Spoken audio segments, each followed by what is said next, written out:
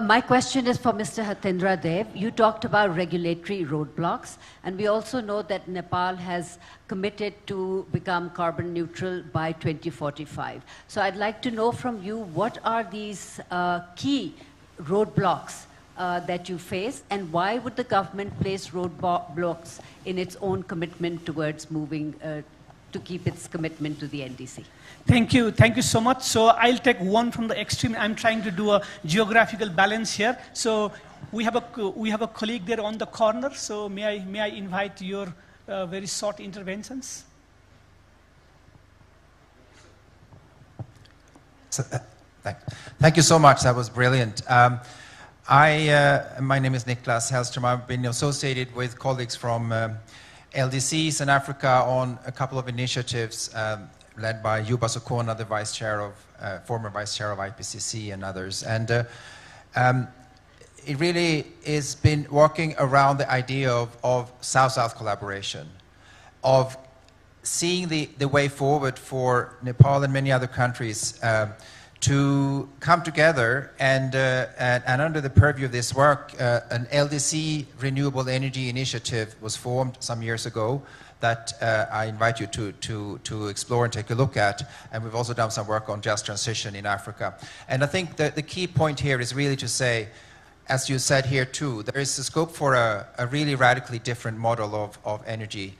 And it can really cater to well-being, of course, and a mushrooming of bottom-up initiatives that interconnect and have also diversified ownership, and driven by public interest. So there's a lot of very important things here. But one thing that also was said already in the panel, seeing energy not just as a lever for climate, of course, and development, but also as a way to break dependencies and trade, deficits and so on. So the idea of actually having a long-term planning horizon to 100% renewable energy that caters to all the needs, a quadruple of the demand or whatever, but also to create the conditions for manufacturing and controlling the technologies in the South.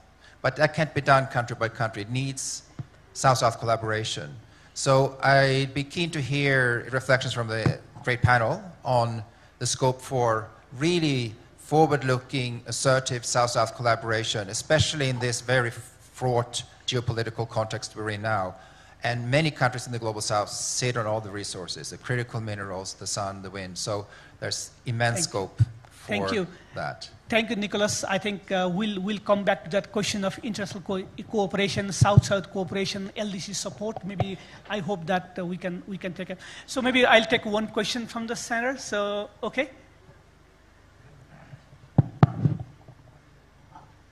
Hi, my name is Navoch. I have a very simple question. Nepal seems to be at a very interesting place, given that there is clean water, there is biomass, there is a lot of sporadic but yet availability of wind, good quality wind that is available, sporadic but available still, and solar. Have you thought about hydrogen? And is this something that has been thought about? Is there some work that has happened there?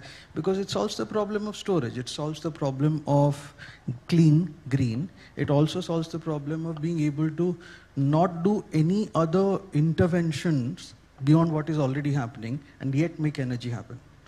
Thank you. Thank you. I think I want to come back to our panelists. Before I come back to the panelists, I'm a little bit biased being an IPCC author for several cycles. So I see Mr. Abdullah Moqsit. Do you want to say a word about the IPCC and clean energy? Any 1 minute in the microphone is behind you. Thank you very much, Professor, but I was not prepared to be frank. This is second time.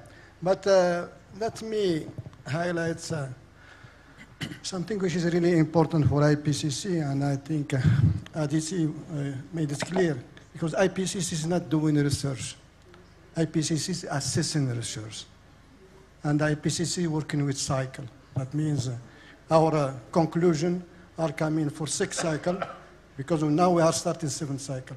But I really liked your intervention all, but also the one from ADC, that I think sixth cycle of IPCC was a cycle-oriented, solution-oriented. And any information, any option provided by IPCC in sixth cycle give a set of solution to any country, anywhere in the world to be implemented. But IPCC is not dictating. IPCC is proposing. And it is for the country, for the local region to adopt a solution in their context. And what was proposed here in Nepal, I want to highlight what you said. We have many success stories here. And we have a test bed of solutions that can be shared everywhere in the world. Thank you very much. And thank you to catch me once again. Thank you. Thank you. Thank you so much. So I would like now come back to our panelists. We have 15 minutes. So I would like to hear your view on, I think what we said is that clean energy is very important. It has multiple dimensions. We need to do a lot of things. But also I heard you saying that small incremental changes are not enough for us because our requirements are much bigger, our aspirations are much bigger. So we need to have transformative change. Incremental change is not enough. So now in order to have that transformative change, what are the most important elements that you see for that scaling up transformative change?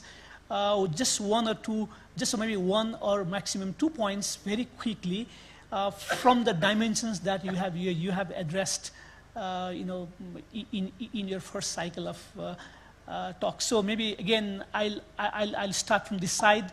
Maybe Mr. Hitenderji. Yeah. So should I answer the questions or? Yeah. So I think there are also 3 questions, especially role of hydrogen and also regulatory roadblocks and the storage. So yeah, you may also answer that. Yeah, thank you, Professor Suvakar. You mentioned transformative big changes, but I'm a believer of small things. Small is beautiful, and that's where I was proposing the pellets machines and converting electric to electric vehicles and pump storage in place of reservoir storages. So they are all, attacking the small, and that will go on to make a big change. So having said that, and answering the question from Honourable Member of Parliament about the storage facilities and facilitating the industry's electrification, again, I think the solution is not big storage projects. It is an ongoing project. Each storage project takes, in our experience, more than 15 years. And we have only one project is under construction, Tanahu, and all others are in the drawing board. So I don't know when these storage projects are going to come. I can't wait for them. So what is my solution? My solution is pump storage project and battery storage. So we have already proposed to the government, it is in the budget declaration, that there will be battery storages, and NEA is also going to take loans for battery storage in the industrial cities, 100 megawatt hour battery storage in each of those cities. So that is the solution. And to electrify the industries, they need reliable energy, reliable electricity. Yesterday, very sorry to say, we had an interruption many times in the evening because we have a very weak link. One link goes and the system goes. So that means the transmission network is very weak. So there also we are looking for private sector involvement, and the question of regulatory change is required here, and how to involve the private sector in the transmission network. Because we have a lack of finance, NEA is facing that lack of finance issue, so involving private sector.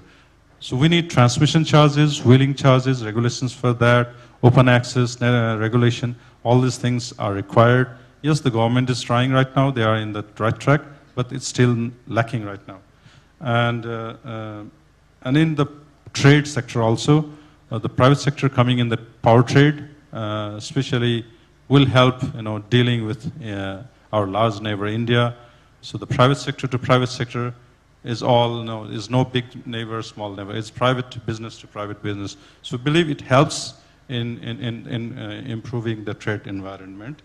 And Yeah, in the transport also we need a lot of regulatory breakthroughs, as I said earlier. So all these small things go on to make a big change, I think.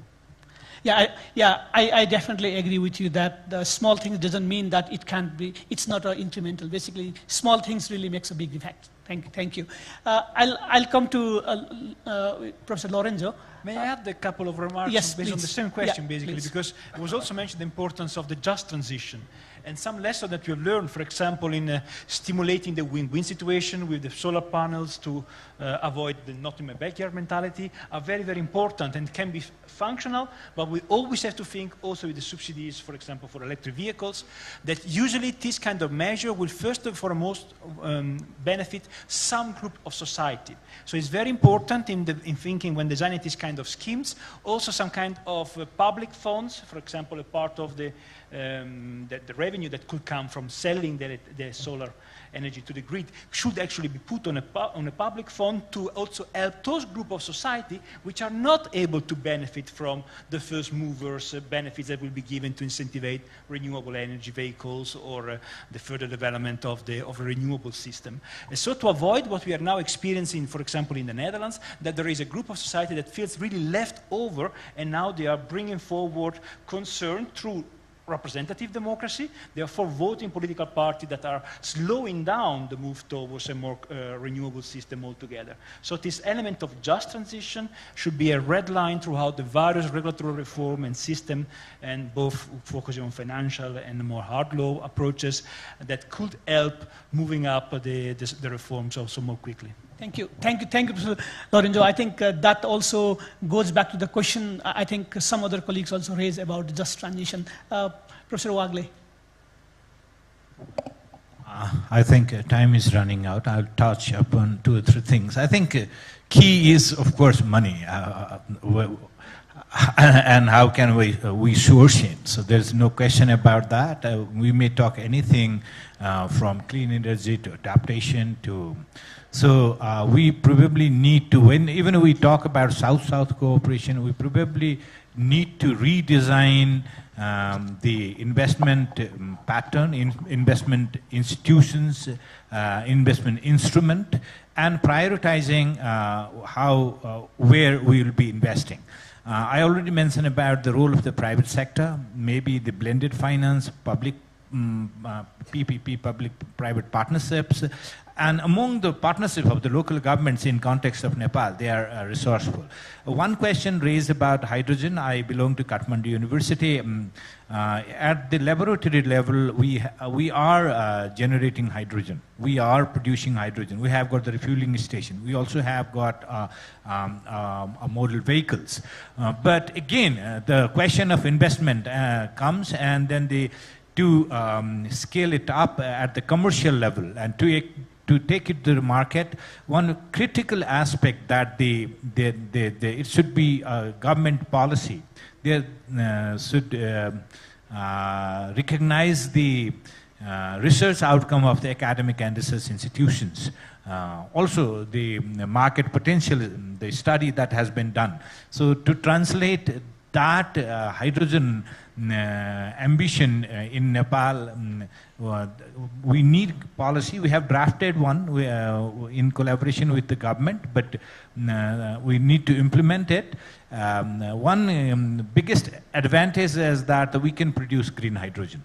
We are talking about a lot of hydropower production, but exports. But I think if we can use that produced hydropower and use that produced hydropower to produce hydrogen, and instead of exporting electricity directly and export hydrogen, that is more cost efficient, I guess, and even for the private sector, it could be more profit oriented, profit making proposition.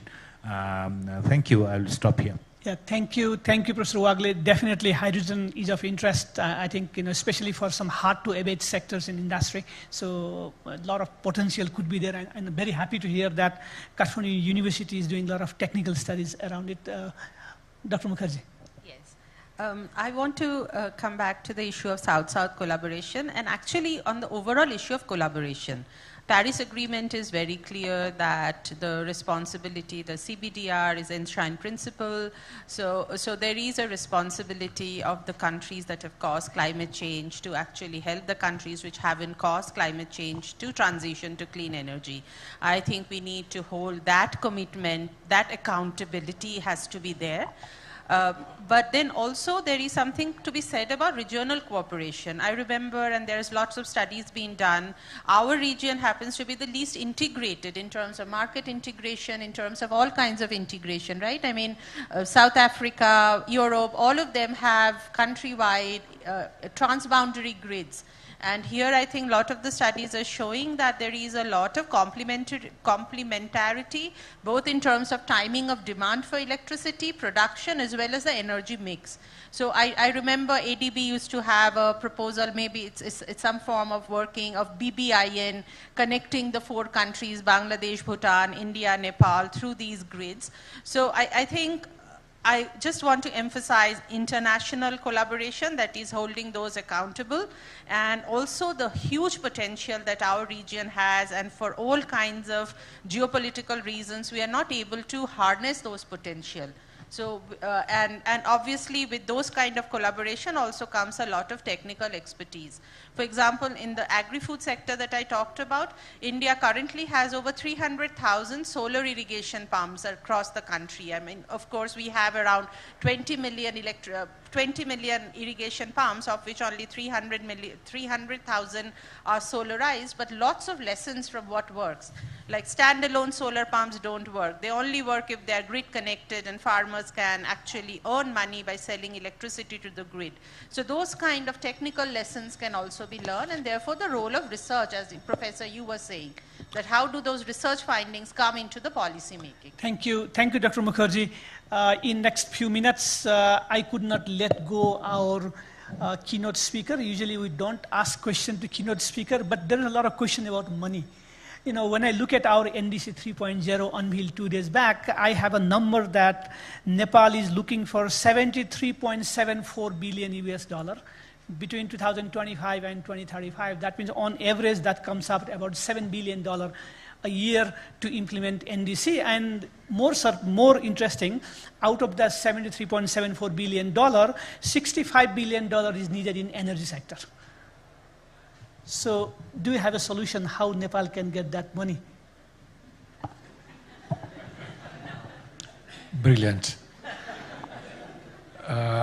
One solution is ready, perhaps not for all the money that is needed, but yesterday also I had the pleasure to meet the minister. We have this ETAF platform that is working. So my call to you, and as I did yesterday with the minister, present project to us, and we will try to facilitate the funding. It could be private or public projects, partnership between private and public, but we are really ready to support this initiative. One thing that I wish to say in 1 minute, one that you have called to the Secretary of IPPC, when we talk about the triple renewable energy, the 11.2 terawatts by 2030, it's just the translation that we did at ARENA with our modeling on the call of the IPCC to keep, to reduce the 43% reduction of CO2 emission by 2030. So just to make clear that all our numbers are just a translation in measurable targets of what the IPCC provides us as a science. Thank you. Thank you, Mr. Lacamera. Thank you very much. So we are at the end of our session. I think I'll not dare to summarize such a rich discussion. I think the clean energy is very, very fundamental, not globally, but for Nepal also. And I think we heard about the different technological aspect, capacity building aspect, financing aspect, community aspect, benefit sharing aspect, and I think our aspiration to lead global clean energy drive, and also in Nepal, I think we need to do a lot of things together through the international cooperation, financing, technology transfer. Some of the international initiatives are very important for Nepal and this region, and definitely we have to do on our own in our countries also. I think with that, I think I'd like to end the session and return the session back to you, back to our MC.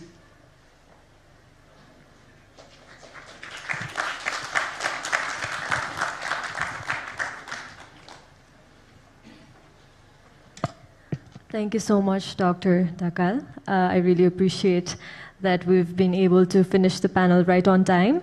And I would not like to take a lot of your time either. So we've finally come to the end of our session, and thank you so much, distinguished panel members, keynote speaker, and our moderator for giving us valuable insights in this session.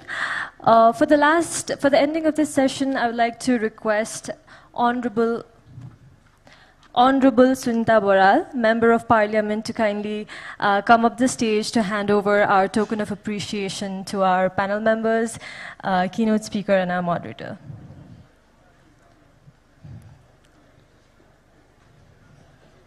Thank you so much.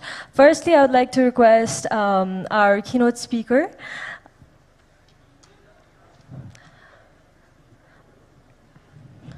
Dr. Kamara, to kindly step forward. Thank you so much.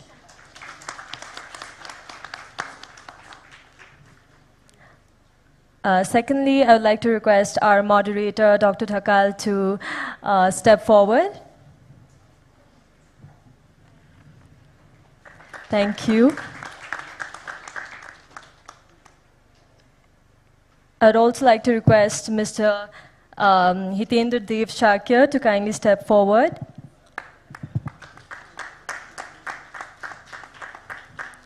Thank you so much. Moving on, I would like to request Dr. Lorenzo to kindly step forward.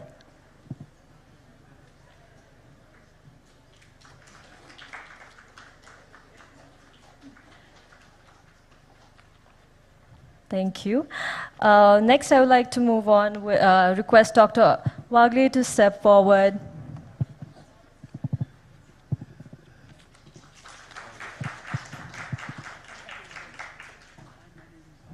Last, I would like to request Dr. Aditi Mukherjee to kindly step forward.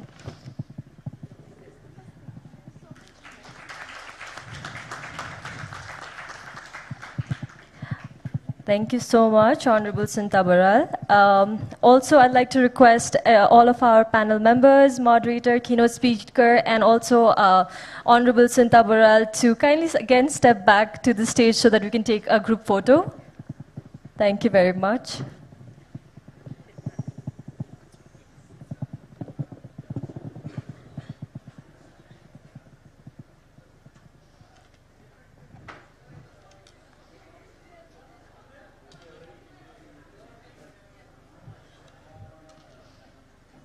Thank you so much. Thank you so much, everybody, for your invaluable insights and your time. We'll come back again at 10:45 for our next session. Thank you so much.